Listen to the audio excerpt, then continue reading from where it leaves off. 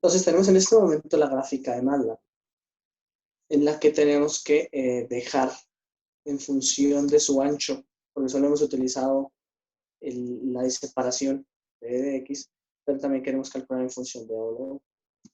¿Qué tenemos que hacer? Pues si calculamos una serie de columnas, voy a volver a la figura, calculamos una serie de columnas, pues necesitamos ahora calcular cuánto tiene esa fila. Pues aunque sabemos que es repetitivo, pues lo tenemos que hacer. Ese repetitivo lo tenemos que ejecutar con un for. Va a arrancar desde la primera posición y va a calcularme el campo E de X nuevamente para cada una de esas posiciones. Entonces, como la posición es W, por W lo vamos a llamar, porque sea el índice. W es el ancho, pero W es el índice de cada uno de ellos. X de la posición W, coma, entonces, fila versus columnas, todos, va a ser igual a esto. Se me va a calcular en todas las columnas, esto igual a esto.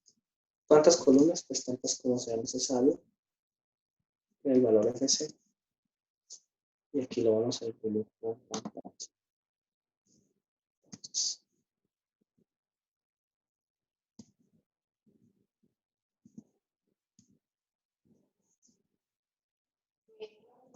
aquí lo imprimimos y va a...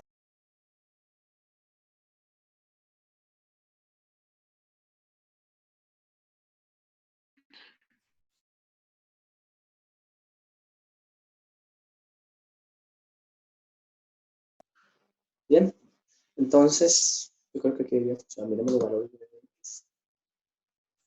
Profe, qué pena, Dígame. ¿Dónde sale del for? Dígame. En esa ecuación no ven en qué momento sale el for. Es decir, Lo que ocurre es que, mire, nosotros hacemos un solo cálculo. Calculamos la primera columna, es decir, primer valor acá de la primera fila, el primer valor de la segunda fila y el primer valor de la tercera fila, porque estamos variando sobre D. Pero necesitamos hacer toda la estructura y el for debe recorrer columna a columna. Se va a repetir. Lo que estamos haciendo es concatenando los mismos valores. Este valor, luego esta columna, luego esta columna, luego esta columna. Eso es lo que hace el for. Entonces, por eso le coloco WW, que es lo que va a indizar desde la primera posición hasta la última posición. es que no sé si de pronto después del punto y coma de esa fila hay algo más, profe, es que no veo si está el WW más o algo así, o en qué momento suma para salir del for, mejor dicho. No, esto va a ir hasta la longitud de W. Tenemos que W utiliza acá. W mayúscula. Ahí finaliza el for. El for va incrementando en posición índice, en índice hasta que quede la posición for. Miremos a ver si la toma así, si no tendré que hacer una nueva forma, un doble for. Dice que el tamaño es de 1 por 21 y el otro es de 1 por 20. A ver.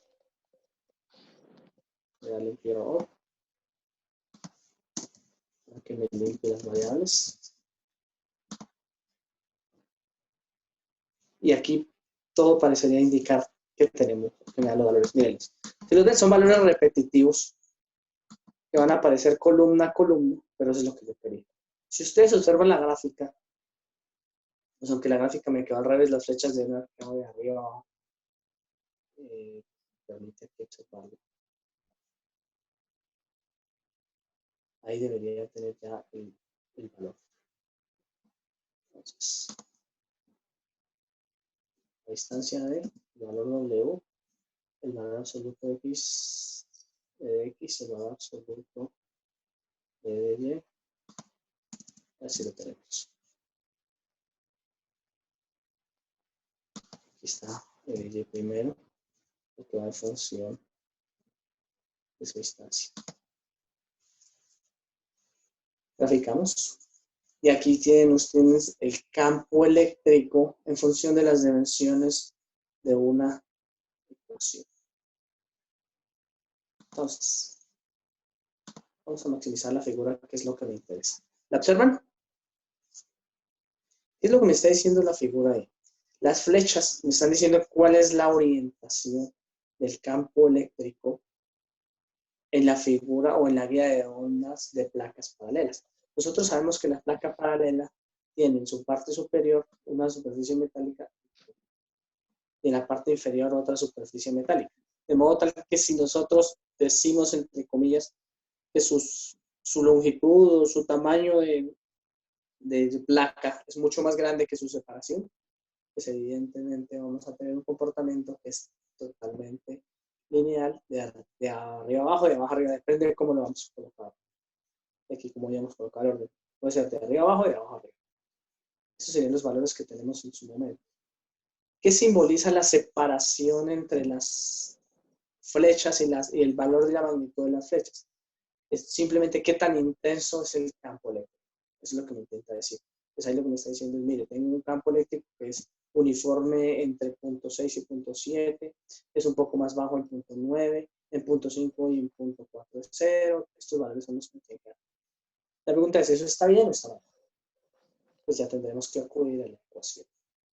Mirad qué fue lo que nos dio. Pero básicamente lo que queremos es esa gráfica. Poder de algún modo graficar qué ocurre con nuestro campo eléctrico en modos TE. Sus modos TM van a darle un comportamiento diferente. ¿Listo? ¿Alguna duda, muchachos? Voy a colocar la rocha, está bien acá. Esos serían los resultados. Si ustedes los comparan lógicamente con los que hay en el libro, nuestros modos TE pues tienen que ir orientados con E de X que tiene un valor y E de Y que no tiene ningún valor. Entonces eso esperar que nuestra gráfica efectivamente solo tenga resultados en el eje X. Es este resultado está ahí. Para su resultado tiene que darles similar al anterior que yo les mostré. Entonces en una parte el campo eléctrico de arriba hacia abajo o de abajo hacia arriba, dependiendo de cómo lo definan en ese momento. Más o menos, si ustedes lograsen combinar modos TE con modos TM, van a encontrar que los campos eléctricos son perpendiculares. Por ejemplo, aquí pudiésemos calcular también el campo magnético y hacerlo en otro color. Solamente acudiendo a las ecuaciones, en este caso las ecuaciones nos dicen que h de x para el modo TE es 0 y para el h de y tiene otro valor. Entonces calculamos el h de y hacemos exactamente el mismo procedimiento. ¿Dudas? Sí, profe, tengo un problema en Ford. Me dice algo sobre W mayúscula. No sé por qué. No. W mayúscula. Sí, es Tengan cuidado que de pronto, que no sé, se utilice W y W mayúscula. W mayúscula es el ancho de la guía de onda y W minúscula es la frecuencia en radianes sobre segundo. sí, W mayúscula es la que está graficando también, pero me molesta. No sé, tocaría que miráramos su código. De pronto acá, cuando la coloco, no sé. Tengo que mirarlo porque específicamente cada caso tiene todas sus características.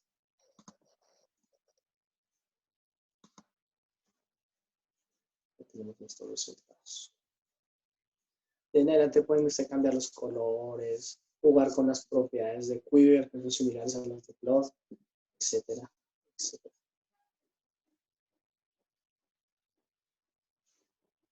Este mismo código debería ir sobre el vector del diagrama de Rollin. Lógicamente ustedes observarán que el valor que acabo de seleccionar en dimensiones versus la frecuencia para la transmisión tiene que ver con el diagrama de Rollin que han utilizado. Vamos a utilizar unos valores que estén fuera de eso. Yo sé que se dispara en 2 gigas. Voy a colocar en 1 giga para que ustedes observen que cuando hacemos el cálculo a 1 giga su comportamiento es totalmente diferente. Vamos a ver si lo puedo. Pueden darnos las mismas gráficas, pero tienen que tener una particularidad, una cosa en cuenta. Y es que en la gráfica que acabamos de hacer versus la gráfica que habíamos hecho en la anterior, ¿no? Al calcular el valor absoluto del campo de X y el valor absoluto del campo de Y, si nos da un valor, por ejemplo en beta, real o imaginario, no lo vamos a poder detectar. Eso me lo entrega directamente el diagrama de Broglie. Por eso debemos trabajar con las dos gráficas para saber si estoy transmitiendo o no estoy transmitiendo.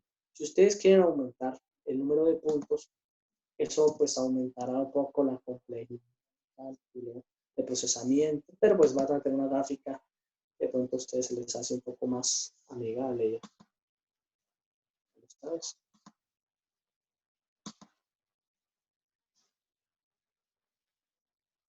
Miren, esto ya es más similar a lo que ustedes están acostumbrados a trabajar. Entonces, ¿qué es lo que les dice? La concentración de campo se produce en el centro de la guía de onda, tiene unos apartados específicos, que para el caso del comportamiento del transversal eléctrico en el campo eléctrico nos daría este resultado. Nuevamente les digo, los transversales eléctricos a nosotros a veces no nos interesa trabajarlos tanto porque en los transversales magnéticos es donde está el campo E de Z, que es el que viaja. Aquí estamos calculando el campo, sí, un campo eléctrico transversal, E de X, Y de Y, pero no viaja nada en la dirección Z. Así que esto es un ejercicio meramente físico, única y exclusivamente para entrenar. El que en verdad es importante son los nodos transversales. ¿Vale? ¿Qué es lo que tienen que calcular ustedes? ¿Dudas?